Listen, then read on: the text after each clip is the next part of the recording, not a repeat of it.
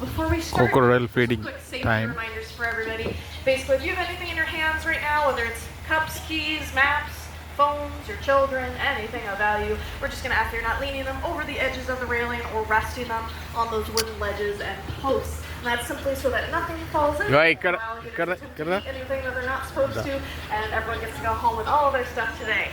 That being said, accidents can happen. If anything does fall into any enclosure today, please take the time to let me know. I will do my best to get it back to you. I just can't guarantee I will be able to get it back. So I'll do my best, but hang on to everything.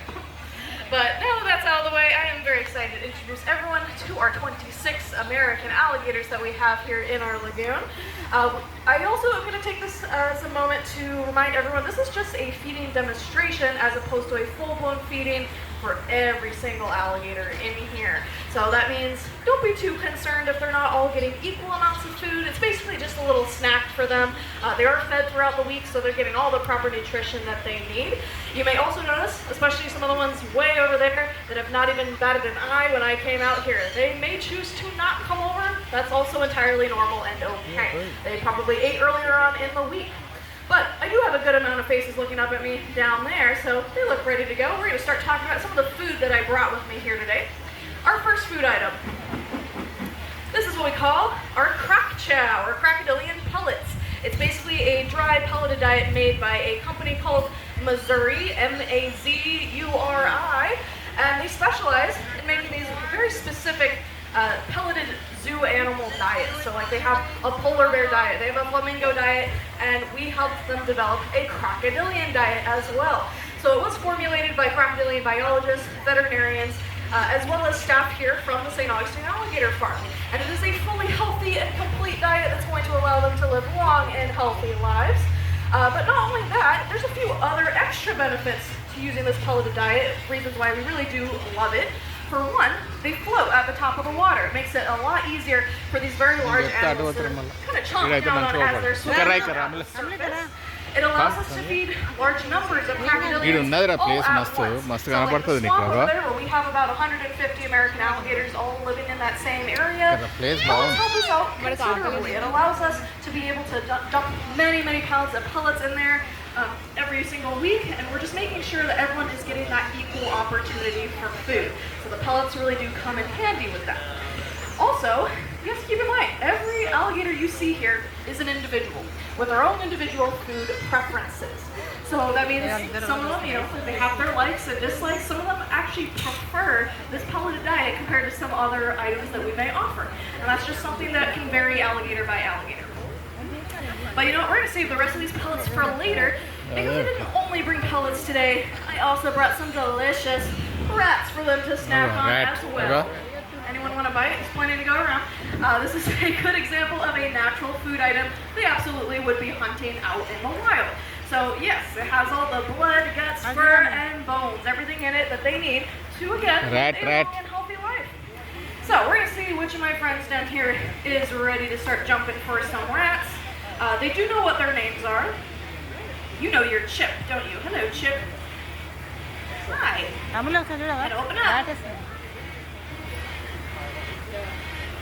Come on, Chip. There we go. Right down the hatch. Now, the St. Augustine Alligator Farm has been around for the last over the last 130 years at this point. We were founded all the way back in 1893, but this is not our original location. We were originally located basically right across the street where Anastasia State Park is today, but due to a number of natural disasters like hurricanes, lots of flooding, all the typical things that do tend to happen here in Florida, we were forced to move over to higher ground to where we're currently standing at right now. Now, in 1937, the zoo was purchased by the Drysdale family, and since then, with their help and guidance, we don't only take care of American alligators like you see in front of me, but also 25 species of crocodilian. That's basically almost all of them, barring a couple species here and there. But you'll also see all the other reptiles, birds, and mammals throughout your day with us. And here at the St. Augustine Alligator Farm, we're very passionate about conservation and wildlife education. So we always put our best foot forward with everything we do here, especially our animal care. If you have questions about absolutely anything, feel free to come up to me after this show. I'll be standing right here at this platform. I'm happy to talk to you and answer any questions that you have. But we also have a great website for that as well. Now, what I'm going to do with this next rat is I'm going to throw it to one of these alligators relaxing on land at the moment to demonstrate a couple things. One, it's just kind of fun to see how good my aim is. That's the first reason. But also, two, these animals, they are opportunistic hunters. They heavily rely on ambush predation. So most of the time, they're just going to be sitting there hoping that these prey animals are not going to see them due to their camouflaging ability, their ability to be extremely still. So if something were to just nonchalantly wander by, all they have to do is kind of reach over, grab it, and that's their meal for the next couple weeks. I also think it's worth pointing out, this is the exact reason why you do not want any of your personal items falling in here today. But here we go. See how good my aim is. Alright, so I threw it to my friend Scarlett here. She may have suspected that was coming, but that's also why I didn't want to say her name or make eye contact with her. These are very smart animals that are very aware of everything happening around it. So anything that I'm doing, it may not look like she's paying attention, but they absolutely are. But that's exactly how they're going to be hunting a majority of their food. She didn't have to move all that much, as you can see. Good job, Scarlett. All right. Now, these alligators, they're also what we call generalist carnivores, and that simply means if it's made of meat, it is safe for them to eat. They're usually not super picky when it comes to the type of meat. Any type of bird or mammal hanging out near the water's edge is technically fair game to them. But even though you're seeing them swallow these extra large rats whole without any problems whatsoever, when they're first hatched out of their egg, and they're tiny baby alligators less than the length of a pencil, they're not going to start out eating something quite this large. At first, they do go for much smaller prey like insects, lizards, small crustaceans, and then they'll slowly upgrade those prey sizes as they grow. Goose. Hello, Goose. I haven't seen you in a while. Do you want a rat? I see your ear flaps flapping. You look excited. Come on, Goose. Oh, she's going to try to push you down. There we go. All right. We also have some chickens for them. Some of them really do like the chickens. All right, now at this size, the very large alligators that we're looking at in here, as you can see, they're no longer those tiny baby alligators I was referring to a second ago. At this size, they are definitely capable of taking down much, much larger prey. A good example of something they could realistically go after may be something as large as a fully grown adult deer, a boar. That's definitely within the realm of possibility.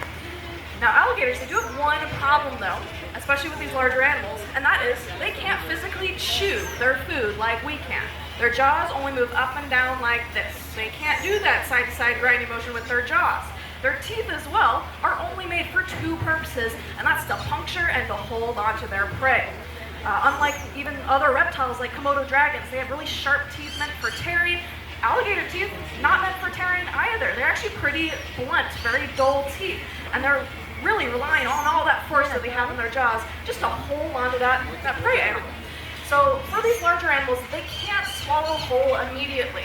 That's where something called the death roll comes in. TV has named it that. It's very dramatic. But basically what it means is they're going to get a hold of that animal and they're going to do a nice 360 spin in the water while still hanging on. And despite what the name death roll suggests, this is not how they're actually killing their prey. It is how they're simply dismembering it. There's no nice way to say that, unfortunately. But they will do that roll in the water. It's going to break up that animal into more manageable bite-sized pieces so they can then throw it back and let gravity do the rest. This is nature's version of a fork and knife. All right, let's see. We got Snaggletooth in the house. Snaggletooth, one of our larger females. She's full of eggs right now as well. There you go, Snaggletooth. Good job. All right. Now, as I said, we have some very large alligators in here. This is actually where our largest alligators in our whole zoo are living at the moment, not counting some of our larger crocs like Maximo down there, if you've seen him.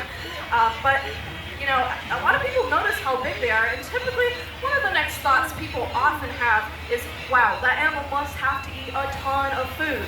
But that's actually not usually the case, at least not in the way most people assume. The average adult alligator is only eating about 80 to 90 pounds of food per year, and that is it.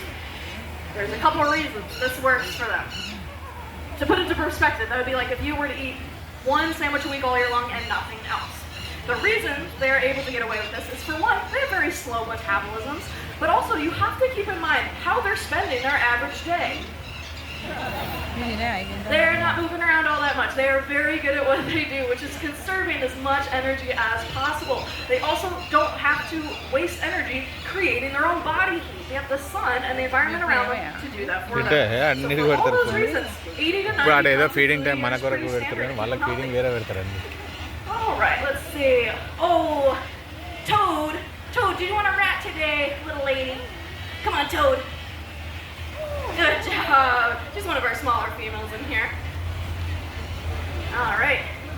Now, you may be noticing, oh yeah, she's poking it out of there so that no one steals it from her. I will mention, that is also something purposeful we do for this feeding demonstration, is that we are giving them smaller prey items that they are able to grab and swallow immediately so that they don't have to fight each other and try to do that death roll, potentially harming each other accidentally in the process. We are purposely giving these little bite-sized morsels for them so they can swallow it quickly. All right, so she did a very good example of the point I'm going to bring up next, which is, you may be noticing, as I'm dangling these food items over the edge, they're doing these jumps out of the water to come up and get these prey items.